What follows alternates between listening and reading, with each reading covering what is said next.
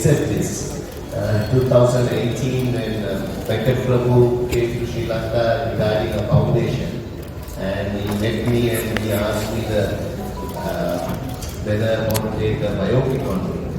First I was very hesitant and shy about it because I'm retired happily in a house, wedding and a little bit of work with I was doing with Dada knows because 5 years I came here, a little bit of Hyderabad as well. So first hesitant, then my manager said because if you do something, you will get something for the foundation and that will help some people. Then I agreed. So that's the way it starts. And you know, a lot of problems in 5 years time it took to make a movie. And now I'm very happy because it's suddenly the first time I was hesitant and I'm not interested to do that. But in life sometimes you think you're not, but sometimes you have to do some things. So only thing I asked my director, I gave the permission, everything, and I should be very true story. It should be not added anything masala or anything to make a movie good, because it's a biopic, because it has to be true what has happened, that you have to reveal.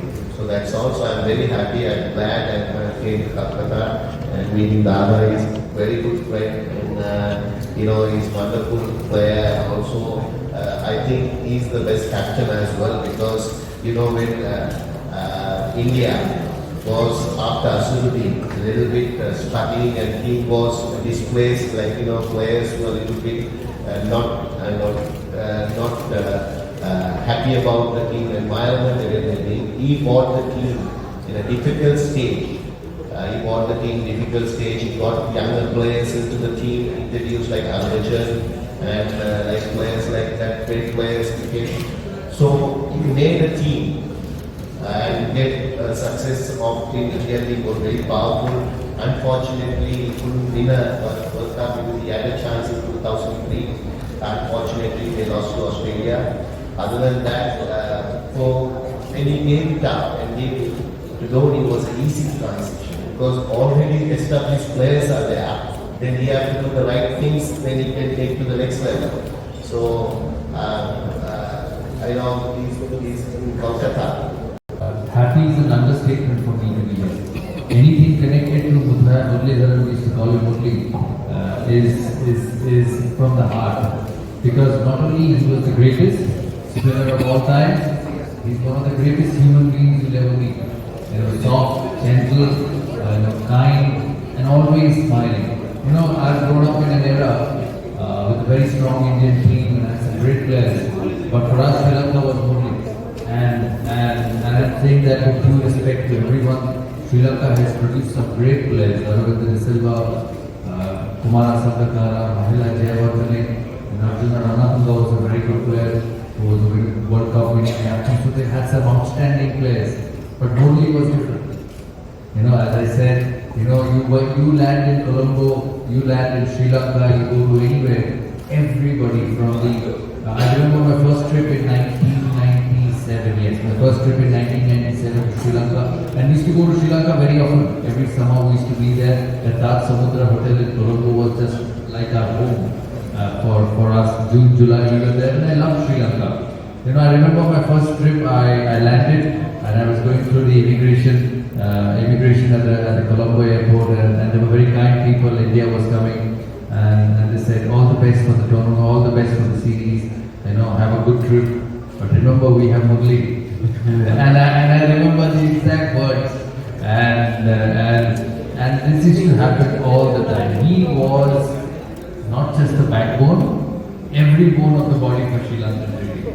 And I'm so happy he's done a biopic. I've seen him on the field, I've seen him off the field, I've met his family, I've seen him in Colombo. He's unbelievable. So I know you will enjoy this film. You will get to know a lot from this film about Murli's life, because many of you have just seen Murli on television, on the ground. But what goes behind in making a great champion that he is, and hopefully you'll be able to see it on this film. As I said, I'm extremely fortunate to be here this evening on the launch of this biopic. It's a worldwide release, and everyone around the world must see it because Murli just doesn't belong to Sri Lanka. Murli belongs to the world, belongs to the world cricket. He's an ambassador. He's an unbelievable ambassador of the sport. He's a genuine ambassador of the sport. And when you see Muralitharan, because I have followed his entire career, and I must say something, I have played the young Muralitharan, I have played the middle-aged Muralitharan, and I have played the old Muralitharan. And the hardest was the old Muralitharan. You know, and I mean everything what I say because I'm not saying because it's media, it's because of his biopic, but it was the hardest as he got older. He could spin the off spin this much, he could spin the off spin that much, he could bowl the straighter one, he could bowl the one which should go the other side. And the best thing Rahul Dravid told me, we used to bat together a lot those days. He said, how do I cover drive it? I said, don't worry, you don't worry about the cover drive, leave the cover drive to me, you just rotate the strike with Murli. So, you know, he's been absolutely fascinating. 800 test wickets, and he's not added the one days also. And how much in one day? Only 400? Can you imagine 540 one day wickets? 540 one day wickets, 800 test wickets. So it's 1340 international wickets for Sri Lanka. So I'm not wrong in saying that Murli went Sri Lanka. Or it's the other way, Sri Lanka went Murli. And you know, he brought Sri Lanka on the map.